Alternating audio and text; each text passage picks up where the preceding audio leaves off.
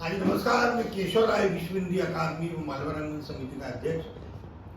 आज हमारे लिए बहुत खुशी की बात है कि विश्व विख्यात कवित्री, लेखिका और शायरा भी कह सकते हैं, डॉक्टर योजना साहा जैन जर्मनी से आई हैं। आज उनके व्यक्तित्व और कृतित्व पर हम चर्चा करेंगे और हिंदी की विकास यात्रा में उनका बहुत बड़ा योगदान है। विदेशों में, जर्मनी में रहकर आप हिंदी की बहुत सेवा करेंगे। डॉक्टर योजना साहा जैन, अध्यक्ष literary intellects and poets of Indian origin लिपि, अध्यक्ष Germany. Global chamber of commerce and industry GCCI, अध्यक्ष जर्मनी। ग्लोबल हिंदी साहित्य शोध संस्थान Bharat Japan Hindi culture centre की ऑनरेरी सदस्य। साहित्यिक उपलब्धियां, 3 पुस्तकें प्रकाशित। इमली का चटकारा प्रभात प्रकाशन से प्रकाशित। एकल काव्य संग्रह कागज पे पुस्तक गिलहरियां भारतीय ज्ञानपीठ से प्रकाशित। हिंदी साहित्य के विकास और प्रसार में निरंतर सक्रिय। जर्मनी में हिंदी की पाठशाला का 2 साल से संयोजन और शिक्षण। और दूसरे हमारे वक्ता हैं अमित खान, जिनके करीब 125 उपन्यास आ चुके हैं और कई वेब सीरीज और फिल्में भी आ रही हैं लेखक और निर्देशक के रूप में। तीसरा है सुशील योगी जी, थिएटर का बहुत बड़ा नाम है और हृदय कुनाल जी भी हैं थिएटर के, वो भी आएंगे। और जैन साहब भी जर्मनी से हैं, प्रफुल्ल जैन साहब भी आए हैं, जो योजना जी के साथ हिंदी के प्रचार प्रसार में आपकी भी अहम भूमिका है। तो अमित जी, कुछ बात आपसे करते हैं कि हिंदी की विकास यात्रा में आपका भी बहुत बड़ा योगदान है। जिस तरह से आपके 125 उपन्यास आए हैं और वेब सीरीज लिख रहे हैं, फिल्म लिख रहे हैं, और ये हाल ही में आज ही आप दुबई से लौटे हैं। ये माइक चालू, ऐसे भी बोल सकते हो। हाँ ठीक, चलना ये थोड़ा लगता है बोल रहा है, माइक हाथ में होता है।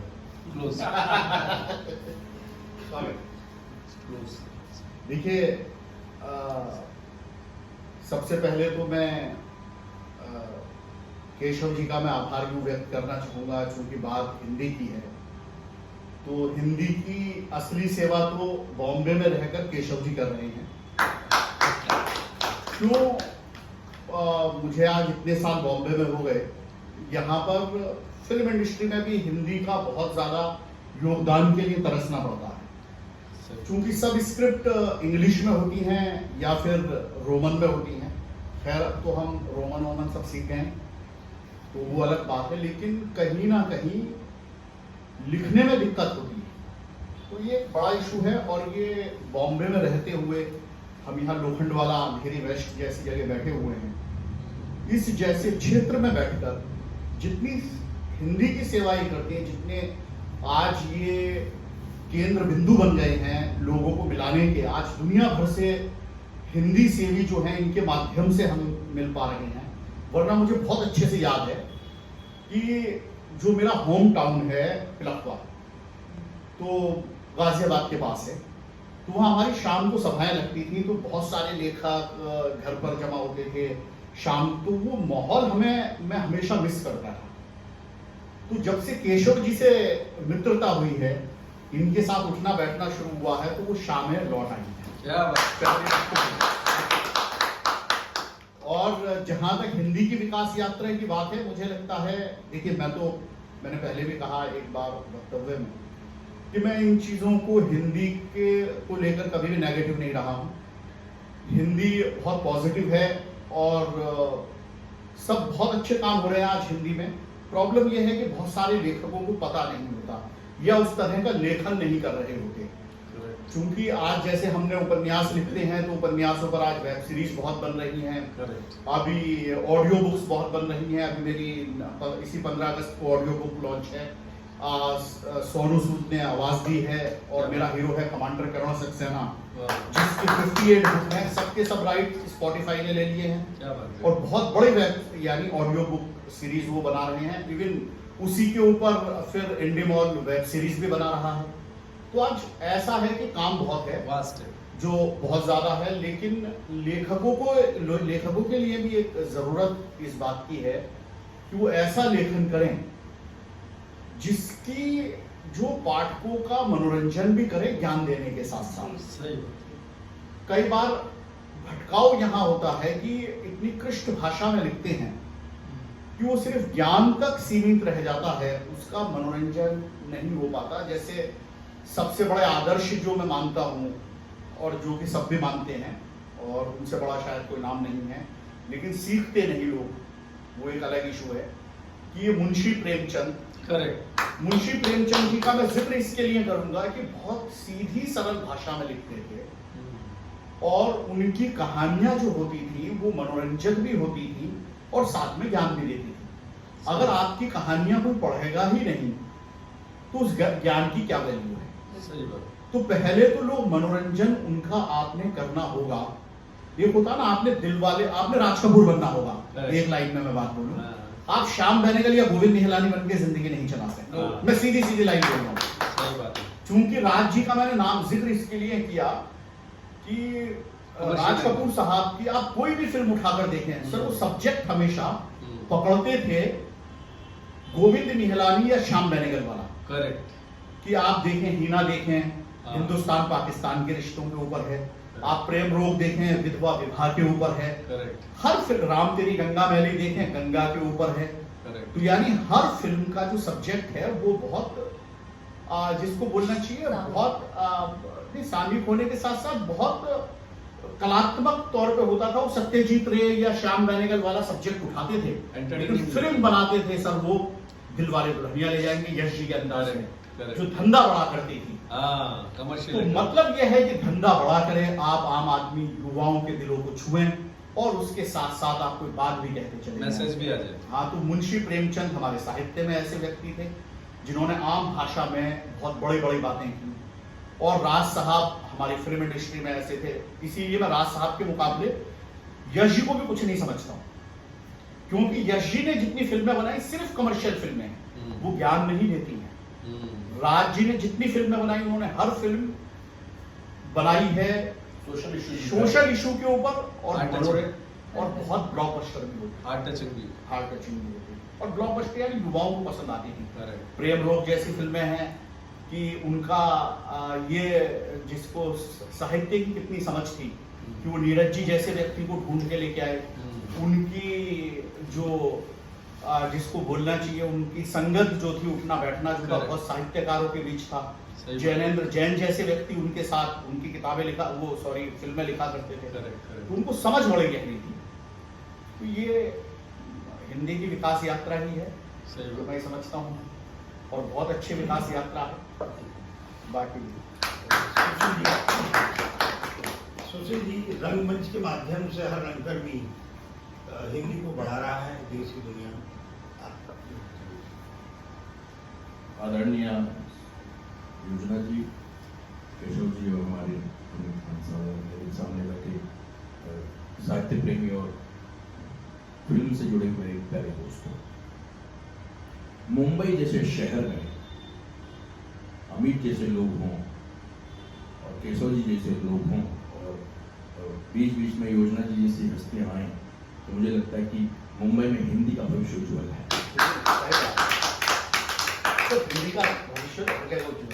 मुंबई में इसलिए कह रहा हूँ अमित जी कि बहुत ज्यादा व्यस्त जीवन मेरा, तो मैं तो सबसे बड़ा भाग्यशाली हूँ कि मैं मुंबई में पैदा हुआ हूँ, और मैं लेखन में हूँ, अभिनेता हूँ, निर्देशन हूँ, और मेरा रुझान जो है हिंदी ही खाता हूँ, हिंदी ही पीता हूँ, हिंदी ही सोता हूँ। मैंने हमेशा किताबें खरीद के पढ़ी हैं, करीब 5-6 लाख की किताबें घर में होंगी और सारी पढ़ी हुई हैं। मैं भगवान परशुराम से पिछले 20 वर्षों से शोध कर रहा हूँ, और वो शोध अभी पूर्ण नहीं हो रहा। मतलब इतना विशाल व्यक्तित्व है उनका, उसमें मैं चाहूँ धारावाहिक बने, बातें चल रही हैं। फिर मैंने राधा पर शोध किया, कृष्ण पे लोग बहुत सारे शोध करते रहे। कृष्ण के जाने के बाद राधा क्या कह रही होगी, उसके जीवन में जो पल बीते होंगे, क्योंकि हर स्त्री अपने प्रेमियों को भूलती नहीं है। करेक्ट। और हमारे ग्रंथों में राधा एक अपने प्रेम के ऊपर एक मतलब सर्वोपरि है, जिसने एक प्रेम की एक नई पराकाष्ठा को दिया है हमारे साहित्य में। तो राधा ने क्या सोचा होगा, उस पर भी मैं लिख रहा था। फिर मेरे दिमाग में एक बात और आ गई अमित जी, मीरा। मीरा भी मेरा एक नाटक है सोलो, एकमात्र मीरा है। और लोगों ने उस मीरा को पढ़ा, देखा जिसने संघर्ष किया कृष्ण को पाने के बाद। मेरा मन हुआ कि यार जिस मीरा ने पाषाण मूर्ति में अपने आप को समाया, यदि वो मीरा दोबारा आ जाए संसार में तो क्या कहें। क्या बात है, वो मीरा जो है वो क्या कहे, उसके कृष्ण कैसे हैं। मैं अपने लेखन के माध्यम से मुंबई शहर में ये मंचन करना चाहूंगा कि उसके कृष्ण कैसे हैं, उसने क्या देखा उस कृष्ण में, जिसके लिए पूरा जीवन मेवाड़ के अट्टालिकाओं से उतर करके वो रोड में भटकती हुई वृंदावन की यात्रा, मथुरा की यात्रा, द्वारकाधीश, और सर पटक पटक के रो रही है कि मेरे कान्हा कहाँ है।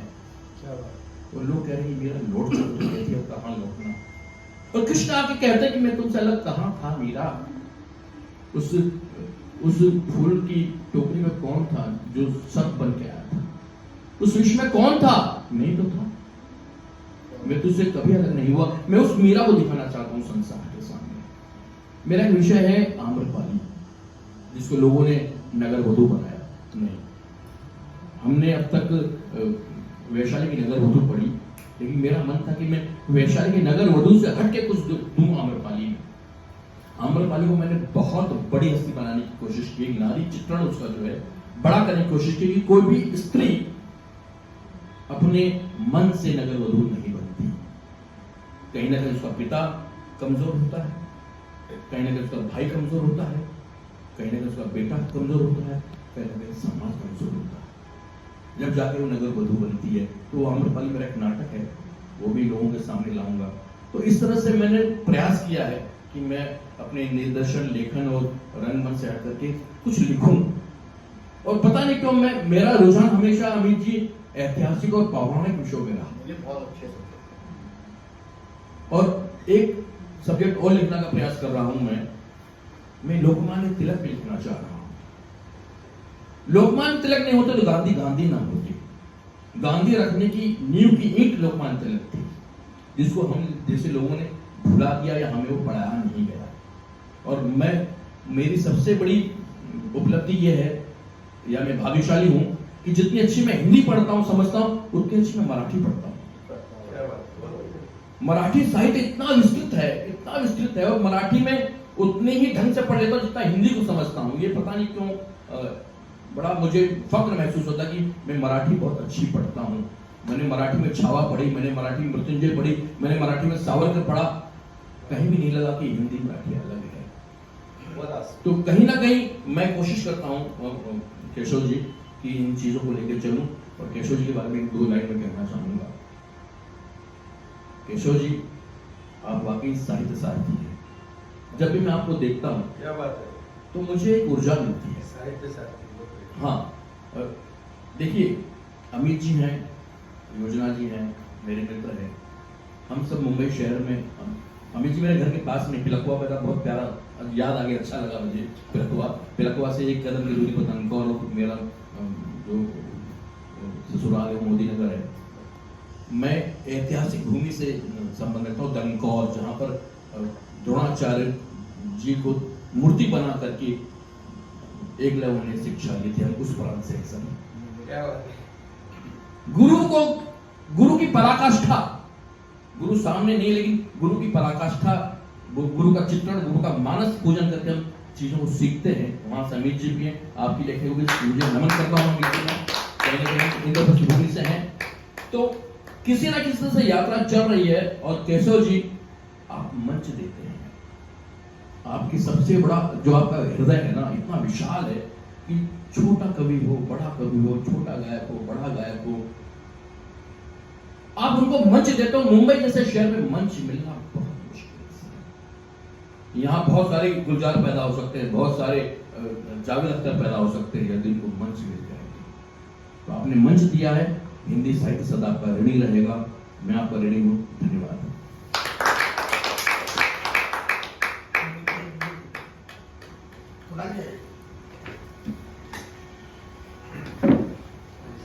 विश्व हिंदी अकादमी ने कोरोना काल के दौरान एक कार्यक्रम किया था, जिसकी 10 सीरीज यानी 10 श्रृंखलाएं थी और हर श्रृंखला में 15 वक्ता थे, जिसका शीर्षक था विदेशों में हिंदी हिंदी का विदेश, 100 से अधिक प्रवासी उन्होंने इसमें भाग लिया था।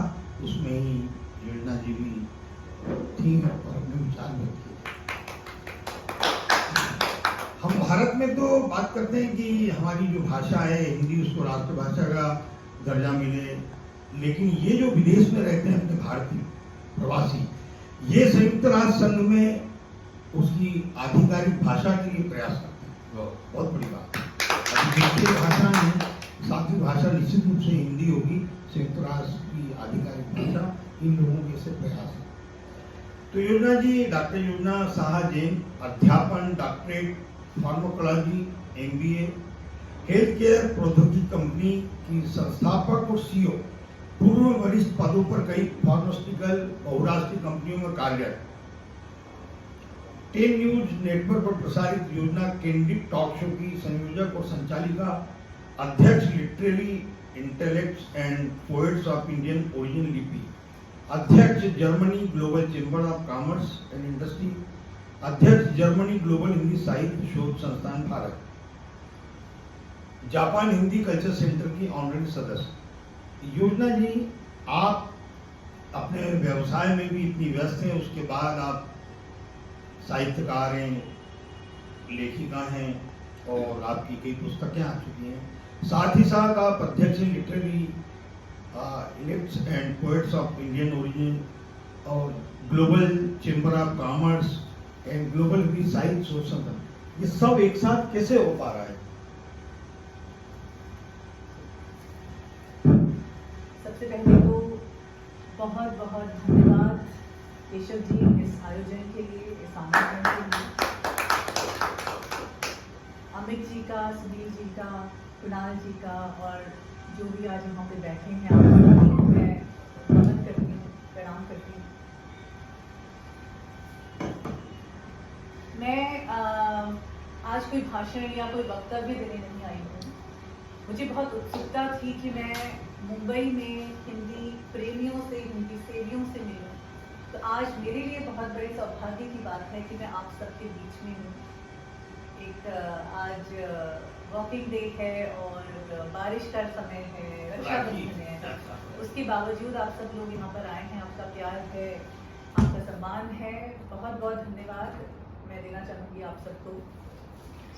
और केशव जी, आपने मेरा इतना बड़ा इंट्रोडक्शन दिया।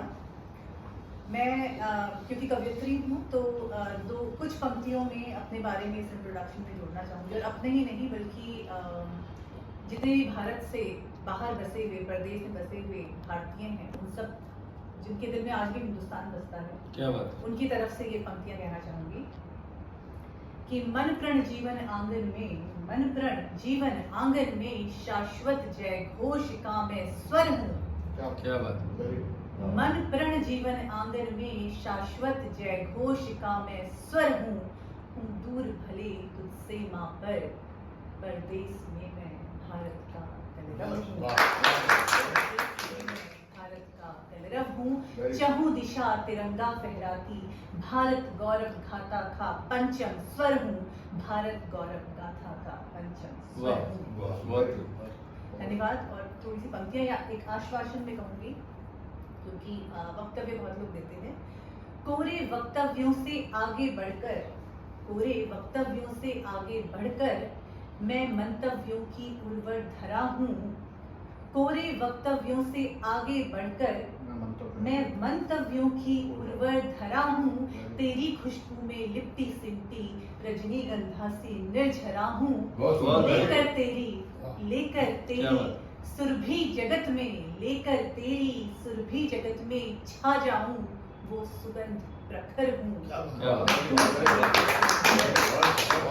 परदेश में मैं भारत का कलरव हूँ, चहु दिशा तिरंगा फहराती, भारत गौरव गाथा का पंचम स्वर हूँ। और जो प्रश्न आपने मेरे सामने रखा था कि मैं इतने सारे काम एक साथ कैसे कर पाती हूँ, तो सच कहूँ मुझे लगता नहीं है कि मैं बहुत सारे काम एक साथ कर रही हूँ। आप जैसे लोगों को देखती हूँ तो मुझे लगता है कि मैं तो कुछ भी नहीं कर रही हूँ, अभी बहुत कुछ करना है। पर इस बीच इतने थोड़े बहुत काम करके जो एक जाल बना है, जो नेटवर्क बना है, जो लोगों की संगत मिल रही है ना, उससे ऊर्जा मिलती है। उससे आगे करने का और आगे करने के लिए हौसला मिलता है, प्रोत्साहन मिलता है कि ये एक ऐसी खुराक होती है जो आपको आगे बढ़ते रहने के लिए प्रेरित करती है। और लगता है कि हाँ, अभी तो बहुत थोड़ा सा किया है, आगे और करना है। और बाकी जहाँ तक समय प्रबंधन की बात है तो मेरा नाम योजना है। योजना बनाते Very हैं। योजना है, सबसे अच्छी बात ये है। योजनाबद्ध योजना तरीके बनती से रहेगी। काम नहीं करेगी तो फिर कौन करेगा। तो अगर आप कुछ भी काम जिसमें आप दिलो जान लगाते हैं और वो भी ऐसा काम जो आपको पसंद है, जो बचपन से आप करना चाहते थे और अब समय ने आपको मौका दिया, आपके जीवन में ऐसा माहौल बना है, ऐसे लोग मिले हैं जो आपको प्रेरित भी करते हैं, उत्साहित भी करते हैं, सपोर्ट भी करते हैं, तो कोई भी काम मुश्किल नहीं। तो एक तरह से ये कहिए कि व्यस्त होने के बावजूद भी ये मेरी थाली में रखे हुए अचार की तरह है। एक ऐसी चीज़, एक ऊर्जा की तरह है जो टॉनिक की तरह है, जो लेना जिससे एनर्जी मिलती है। बिल्कुल। तो कुछ चीज़ें आप लिविंग के लिए करते हैं और कुछ चीज़ें आप लाइफ के लिए। ये इन संस्थाओं की गतिविधियां अगर आप थोड़ा बताएंगी, literary intellects and poets of Indian, दूसरा है ग्लोबल हिंदी साहित्य शोध संस्थान, जी, जी, जी। और तीसरा है जापान हिंदी कल्चर सेंटर। जी, तो देखिए उनकी गतिविधियां जी, मेरी literary intellects and poets of Indian origin लिपि, ये यूरोप की पहली